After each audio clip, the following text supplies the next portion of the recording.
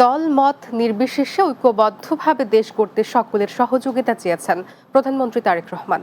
জানান, জনগণ যেভাবে চায় সরকার সেভাবেই দেশ পরিচালনা করবে। পবিত্র ঈদ উল ফিতর উপলক্ষে শনিবার দুপুরে রাষ্ট্রীয় অতিথি ভবন যমুনায় সর্বস্তরের মানুষের সাথে শুভেচ্ছা বিনিময় শেষে তিনি এসব কথা বলেন। এ সময় সব শ্রেণী পেশার মানুষের প্রত্যাশার বাংলাদেশ গড়ে তোলার প্রত্যয় জানান প্রধানমন্ত্রী।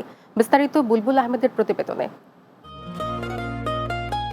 ঈদের জামাত শেষে শনিবার দুপুরে প্রধানমন্ত্রীর সরকারি বাসভবন যমুনায় সর্বস্তরের মানুষের সঙ্গে ঈদের শুভেচ্ছা বিনিময় করেন প্রধানমন্ত্রী তারেক রহমান।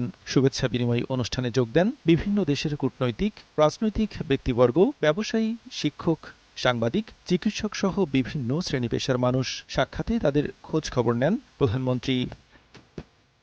সাক্ষাৎ শেষে সাংবাদিকদের সাথে কথা বলেন তিনি। জানান, জনগণ যে বাংলাদেশ দেখতে চায় সেই প্রত্যাশিত দেশ গড়ে তুলতে সরকার কাজ করে যাবে। সেজন্য দরকার সকলের সহযোগিতা। ইনশাল্লাহ ভবিষ্যতের ঈদগুলোতে যেন আরও বেশি শান্তিপূর্ণভাবে আমরা ঈদ উদযাপন করতে সক্ষম হই, দেশের সকল শ্রেণী পেশার মানুষকে সাথে নিয়ে। প্রধানমন্ত্রী বলেন, বাধা আসবে, তবে সকল প্রতিবন্ধকতা পেরিয়ে দেশের মানুষের জন্য কাজ করবে সরকার। আল্লাহ রাব্বুল আলামিনের কাছে আমরা রহমত চাই, যেন আল্লাহ আমাদেরকে সেই রহমত দেন যাতে করে আমরা বাংলাদেশের মানুষের সেই প্রত্যাশিত সেই বাংলাদেশকে ধীরে ধীরে গড়ে তুলতে পারি।